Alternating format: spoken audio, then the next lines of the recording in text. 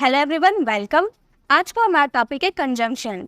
सबसे पहले मैं ये बता दूं कंजंक्शन का यूज हम स्पोकन इंग्लिश में क्यों करते हैं। तो गाइस, कंजंक्शन जो है वो स्पोकन इंग्लिश में बहुत ही बड़ा रोल प्ले करता है। कंजंक्शन के बिना आप इंग्लिश नहीं बोल सकते, क्योंकि जब आप दो सेंटेंसेस बोलते हो तो अलग अलग सेंटेंसेस है, लेकिन सेंटेंसेस देखने में सिमिलर है पर सब्जेक्ट अलग है। तो वो दो सेंटेंसेस को हम आपस में कनेक्ट करके एक लॉन्ग सेंटेंसेस को बना सकते हैं। तो वो दो सेंटेंसेस को जब आपस में कनेक्ट करते हो आप, तो उसमें जो वर्ड का यूज किया जाता है, कनेक्ट करने के लिए जिस वर्ड का यूज किया जाता है, उन वर्ड को ही हम कंजंक्शन कहते हैं। तो स्पोकन इंग्लिश में अगर आप कंजंक्शन को नहीं सीखते हैं तो हम भूल जाइए कि इंग्लिश बोल सकते हैं, क्योंकि आप रिटन इंग्लिश की बात करें या स्पोकन इंग्लिश की बात करें, दोनों में कंजंक्शन का बहुत ही बड़ा रोल है। तो इसे सीखना बहुत ही ज्यादा इंपॉर्टेंट है। इंग्लिश ग्रामर में कंजंक्शन बहुत सारे होते हैं और सभी के हिंदी मीनिंग अलग होते हैं, उनका यूज करने का तरीका अलग होता है।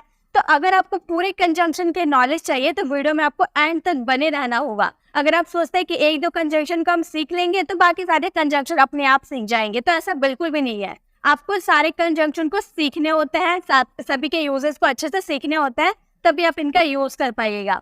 तो चलिए इसी के साथ वीडियो को स्टार्ट करते हैं। Today our first conjunction is still. Still का मतलब होता है अभी भी। स्टिल यानी कि अभी भी। जब आप इस तरह सेंटेंस में बोलते हो ना, वो अभी भी तुम्हारा इंतजार कर रहा है, वो अभी भी खा रहा है। मैंने आपसे पूछा कि रोहन क्या कर रहा है, तो आप बोल रहे रोहन अभी भी सो रहा है। तो जो हम बीच में अभी भी का यूज कर रहे हैं ना, तो उसके लिए आपको कौन सा वर्ड का यूज करना होगा? स्टिल का यूज करना होगा। ठीक है, जैसे चलिए सेंटेंसेस को फ्रेम करके देखते हैं कैसे सेंटेंसेस बनाए जाते हैं। तो हमारा सेंटेंस है, मैं अभी भी तुम्हारा इंतजार कर रही हूँ। मान लो मैं और आप कहीं घूमने जाने वाले थे, तो आप बोल रहे कि तुम थोड़ी देर वेट करो, मैं रेडी होकर आती हूँ।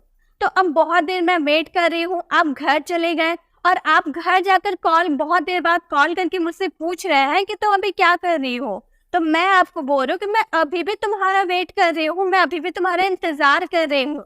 तो अभी भी जो मैंने लगाया, अभी भी के लिए हमें क्या यूज करना होगा? स्टिल का यूज करना होगा।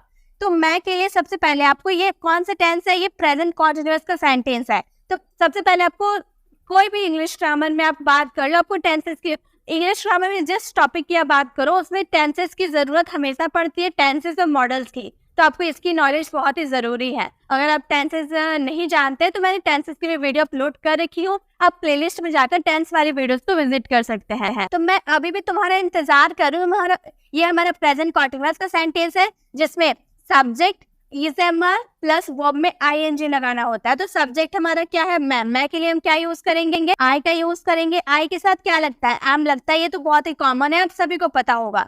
उसके बाद मैंने आपको हाल में ही बताया था हेल्पिंग वर्ब और वर्ब। हेल्पिंग वर्ब और एक मेन वर्ब के बीच में आपको स्टिल का यूज करना है। ठीक है, अभी भी जो आप अपने सेंटेंसेस में यहाँ बोल रहे हैं ना, इसका यूज आपको हेल्पिंग वर्ब और मेन वर्ब के बीच में करना होगा। जो वन वर्ड्स के जो वर्ड्स होता है ना, चाहे स्टिल हो, ऑलवेज हो, नेवर हो, ये जो वर्ड्स होता है ना, इनका यूज हमेशा हेल्पिंग वर्ब और मेन वर्ब के बीच में किया जाता है। ठीक है, तो आई एम, उसके बाद हमें अभी भी के लिए क्या यूज करना होगा? स्टिल का यूज करना होगा। देन वर्ब का फोर्थ फॉर्म यूज करना होगा। तो इंतजार करने का होता है क्या? वेट। वेट में अगर हम आई लगा देंगे तो हमारा क्या वर्ब हो जाएगा?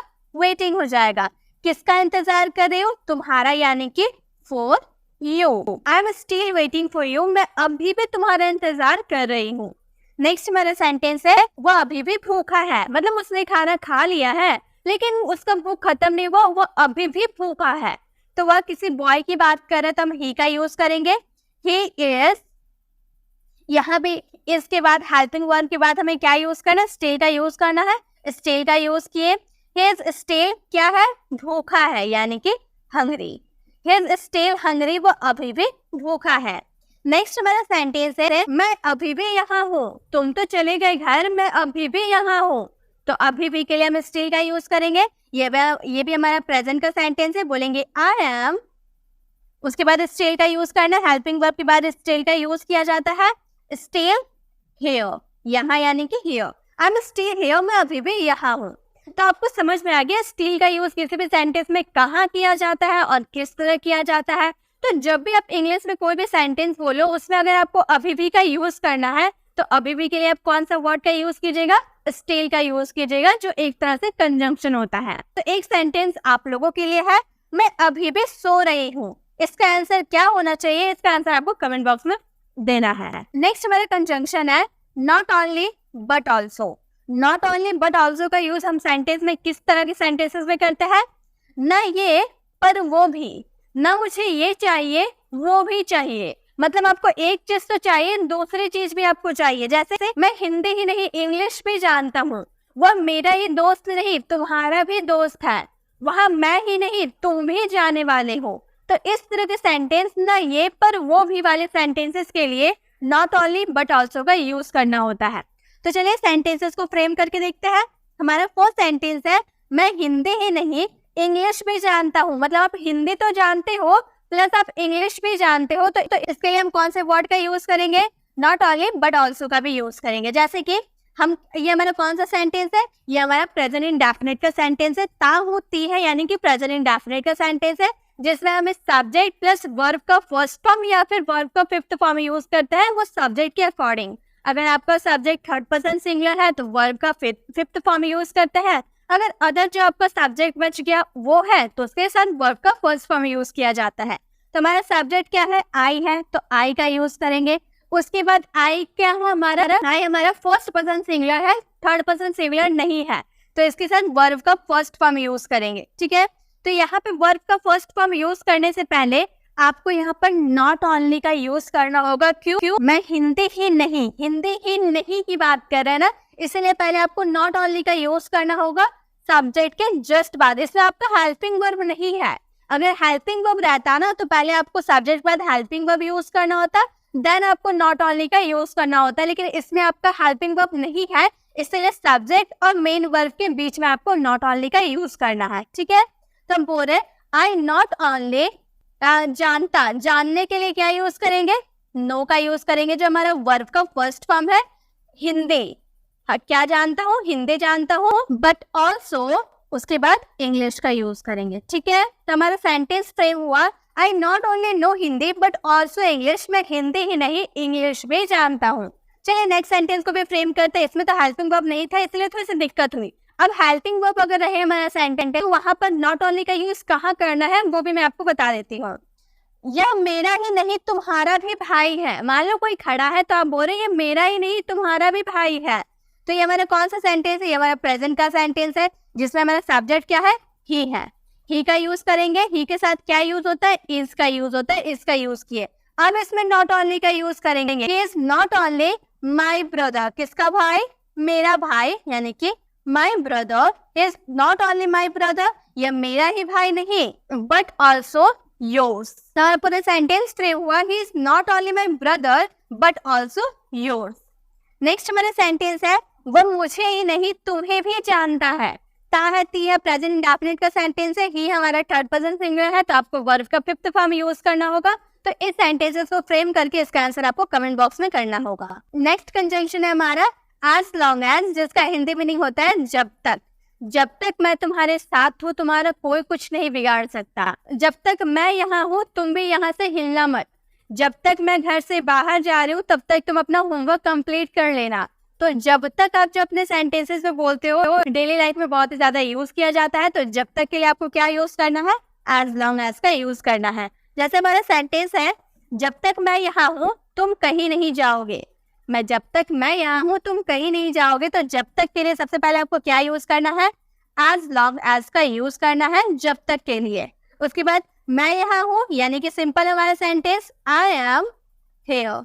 मैं यहाँ हूँ, आई एम हेयर। उसके बाद तुम कहीं नहीं जाओगे। जाओगे यानी कि फ्यूचर वाला सेंटेंस हुआ, जिसमें क्या यूज करना है? विल का यूज करना है और नॉट का यूज करना है, क्योंकि नहीं की बात करें। गो, जाने की गो, कहाँ? कहीं, यानी कि एनीवेयर का यूज करेंगे। तो हम बोलेंगे as long as I am here, जब तक मैं यहाँ हूँ तुम कहीं नहीं जाओगे। You will not go anywhere. Will not का कॉन्ट्रैक्शन आप यहाँ पर विल नॉट की जगह आप क्या यूज कर सकते हो? आप वांट का भी यूज कर सकते हो, क्योंकि ये कॉन्ट्रैक्शन में वांट ही कहलाता है। नेक्स्ट है हमारा जब तक तुम बोलोगे मैं भी बोलूंगा। जब तक तुम बोलोगे मैं भी बोलूंगा, तो जब तक के लिए हम क्या यूज करेंगे? एज लॉन्ग एज का यूज करेंगे। एज लॉन्ग एज, उसके बाद तुम बोलोगे यानी कि यू स्पीक। जब तक मैं यहाँ हूँ as long as you speak, मैं भी बोलूंगा I will speak, I will speak, मैं भी बोलूंगा। अब यहाँ पे आप सोच रहे होंगे गाइस, यहाँ पे भी हम बोलेंगे, बोल रहे, ये भी हमारा फ्यूचर का सेंटेंस है, तो यहाँ पर विल का यूज क्यों नहीं हुआ? और यहाँ पर फ्यूचर का सेंटेंस था तो यहाँ पर विल का यूज हुआ। अगर आप ध्यान दे रहे होंगे वीडियो में तो आपके दिमाग में ये सवाल आया होगा कि यहाँ पे हम लोगों ने विल का यूज क्यों नहीं किया, यहाँ पर यूज क्यों किए हैं। तो गाइस ये तो सच है कि फ्यूचर की बात करेंगे तो हमें विल का यूज करना ही है, तो ये हमारा सेंटेंस हम बिल्कुल राइट बनाया है। तो क्या ये सेंटेंस हम लोग का रॉन्ग है? यू स्पीक हम लोग का रॉन्ग है? बिल्कुल नहीं, बिल्कुल रॉन्ग नहीं है। जब भी आप कंजंक्शन के साथ कोई सेंटेंसेस बोलते हो तो वहां पे अगर आपका फ्यूचर का भी सेंटेंस हो वो आपका प्रेजेंट में ही बनेगा। यहाँ पे आप कंजंक्शन के साथ आपका ये सेंटेंस है ना, जब तक तुम बोलोगे, तो जब तक कंजंक्शन के साथ वाला सेंटेंसेस अगर आपका फ्यूचर में भी रहे तो भी आपको उसको प्रेजेंट में ही बनाना है। लेकिन अगर उससे अलग सेंटेंस हो, ये वाला अलग सेंटेंस हो गया, मैं भी बोलूंगा अलग सेंटेंस हो गया, इसीलिए इसमें विल का यूज किए हैं।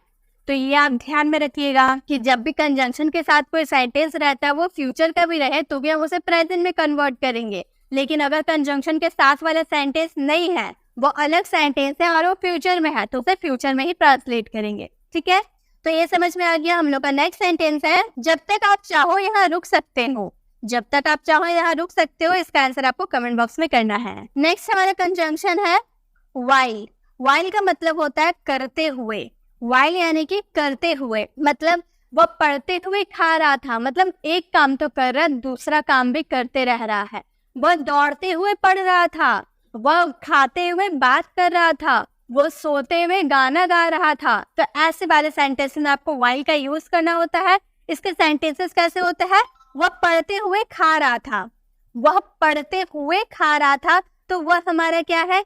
वह के लिए ये हमारा रहा था, यानी पास्ट कंटीन्यूअस का सेंटेंस है जिससे वाज वर्ब प्लस वर्ब में आईएनजी लगाएंगे। तो हम बोलेंगे ही के साथ वाज लगता है, वाज लगाएंगे। ही वाज, खाना काम हो रहा है, यानी कि ईट में आईएनजी लगा देंगे, ईटिंग हो जाएगा। क्या करते हुए? पढ़ते हुए। पढ़ते हुए यानी कि कौन सा काम करते हुए? पढ़ते हुए, यानी कि while studying का यूज करेंगे। ठीक है, while studying, वह पढ़ते हुए खा रहा था।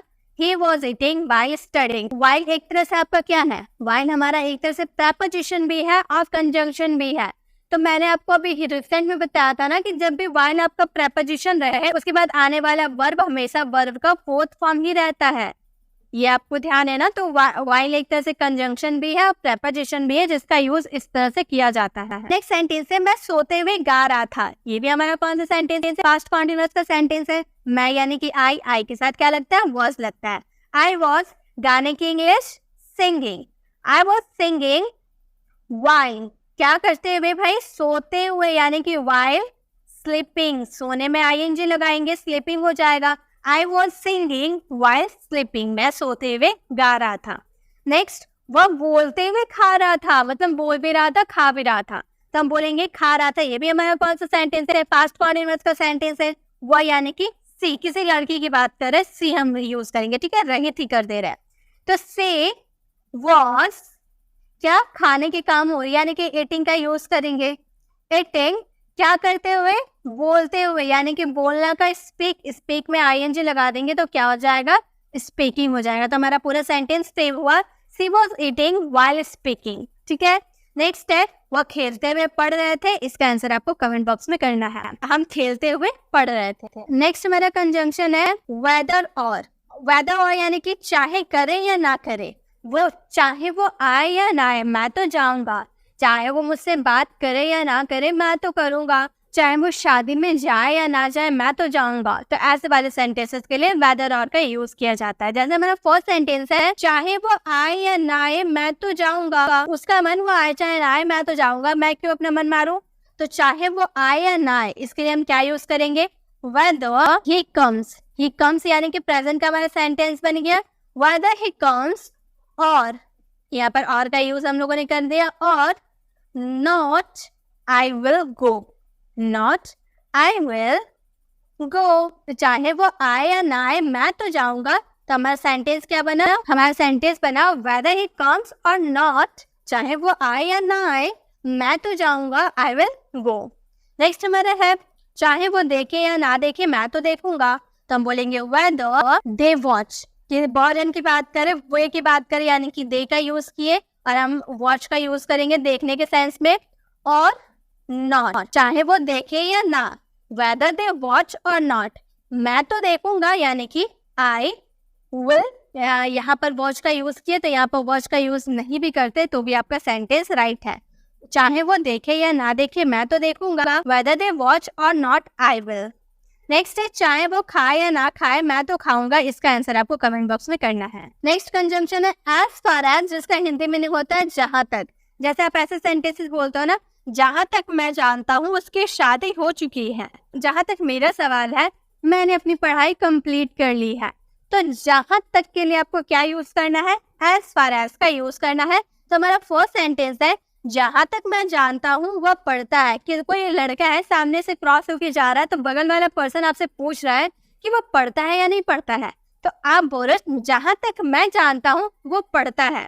कि जहां तक के लिए आपको सबसे पहले क्या यूज करना होगा, एज फार एज का यूज करना होगा। तो बोलेंगे एज फार एज मैं जानता हूँ, यानी कि क्या बोलेंगे, आई नो। ये हमारा प्रेजेंट इंडेफिनिट का सेंटेंस है।